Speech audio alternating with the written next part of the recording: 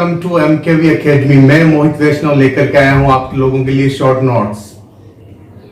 जो student UPSC, RPSC, civil services के लिए तैयारी कर रहे हैं उनके लिए शॉर्ट नोट्स बहुत ही महत्वपूर्ण होते हैं। तो वीडियो को लास्ट तक देखिए और इन शॉर्ट नोट्स की जो पीडीएफ फाइल है वो मैंने अपनी डिस्क्रिप्शन लिंक में डाल दिया, तो आप वहां से जाके आसानी से डाउनलोड कर सकते हैं। प्लीज चैनल को लाइक करें, सब्सक्राइब करें एंड शेयर। तो गाइज, मैं संविधान के 22 भाग और 395 अनुच्छेदों के शॉर्ट नोट्स आपके लिए लेकर के आया हूं।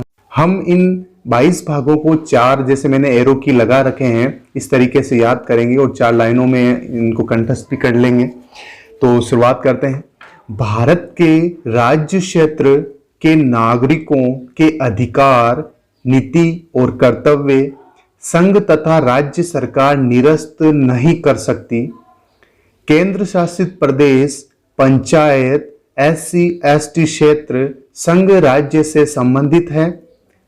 वित्त, संपत्ति, व्यापार, वाणिज्य संघ राज्य के लिए लोक सेवा के लिए निर्वाचन का विशेष उपबंध करे। राजभाषा आपातकाल के विविध प्रावधानों के लिए संशोधन कर अस्थायी संविधान का नाम प्रारंभ हिंदी भाषा में प्राधिकृत पाठ किया जा सकता है। भाग 1 में भारत के राज्य क्षेत्र यानी भारत के जितने भी राज्य हैं तथा केंद्र शासित प्रदेश है, इनका उल्लेख भाग 1 में है। भाग 2 नागरिकता से संबंधित है, यानी कि कोई विदेशी अगर भारत में आकर भारत की नागरिकता लेना चाहता है या फिर नागरिकता से संबंधित जो भी प्रावधान है। भाग 3 मौलिक अधिकारों से संबंधित है। भाग 4 राज्य के नीति निर्देशक तत्व तथा इसी में ही भाग 4A मौलिक कर्तव्य से संबंधित है। भाग 4A 42वें संविधान संशोधन के तहत जोड़ा गया था।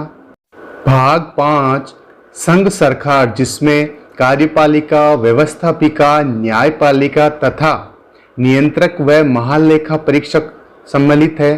और भाग 6 में राज्य सरकार में कार्यपालिका, व्यवस्थापिका और न्यायपालिका है। भाग 7 निरस्त कर दिया गया 7वें संविधान संशोधन 1956 के तहत, अर्थात प्रथम अनुसूची के भाग 6 में जो राज्य थे उनके बारे में ये था। भाग 8 केंद्र शासित प्रदेशों से संबंधित है, यानी कि इन शासित प्रदेशों का प्रशासन है, वहाँ के लिए उच्च न्यायालय है और वहाँ का जो संवैधानिक तंत्र है उन सभी के बारे में प्रावधान है। भाग 9 स्थानीय स्वशासन, नगर पालिका, सहकारी समिति से संबंधित है। 73वें संविधान संशोधन के तहत पंचायतों को संवैधानिक दर्जा दिया गया। 74वें संविधान संशोधन द्वारा नगर पालिकाओं को और 97वें संविधान संशोधन 2012 के तहत सहकारी समितियों। भाग 10 अनुसूचित जाति जनजाति क्षेत्र से संबंधित है, यानी वहाँ का जो प्रशासन है। भाग 11 संघ और राज्यों के बीच विधायी तथा प्रशासनिक संबंधों से संबंधित है।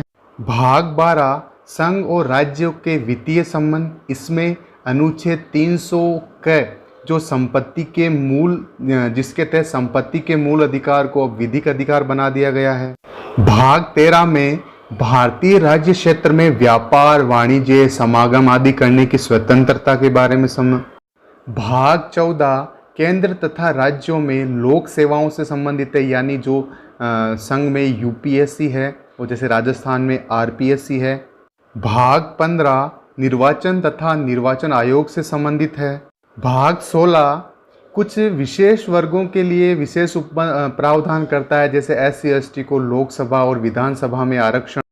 भाग 17 राजभाषा से संबंधित है, यानी कि संघ की राजभाषा, राज्य की राजभाषा, हिंदी भाषा के लिए विकास, प्राथमिक स्तर पर मातृभाषा के लिए शिक्षा की सुविधाएं आदि। भाग 18 में आपातकालीन प्रावधान है, जैसे राष्ट्रीय आपातकाल, राज्य आपातकाल और वित्तीय आपातकाल, जिन्हें हम राष्ट्रपति की आपातकालीन शक्तियों में भी पढ़ते हैं।